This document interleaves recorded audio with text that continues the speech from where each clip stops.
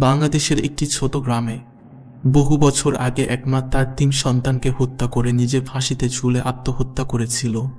কথিত আছে সেই মা তার স্বামীর দ্বারা নির্যাতিত হতো এবং মানসিকভাবে ভেঙে পড়েছিল। এক রাতে সে তার সন্তানদের বিষ খাইয়ে মেরে ফেলে এবং পরে বাড়ির আঙিনায় একটি আম গাছে ফাঁসি দেয়। এরপর থেকেই গ্রামবাসীরা সেই বাড়িতে অদ্ভুত ঘটনা লক্ষ্য করতে শুরু করে। রাতের বেলা আম গাছ থেকে ফাঁসির দড়ি ঝুলতে দেখা যায়, যদিও সেখানে কিছুই নেই। শিশুদের কান্না এবং মায়ের করুণ চিৎকার শোনা যায়। গ্রামবাসীরা বিশ্বাস করে যে মা এবং তার সন্তানদের আত্মা সেই বাড়িতে আটকা পড়ে আছে। একদিন একজন সাহসী যুবক সেই বাড়িতে রাত কাটাতে যায়।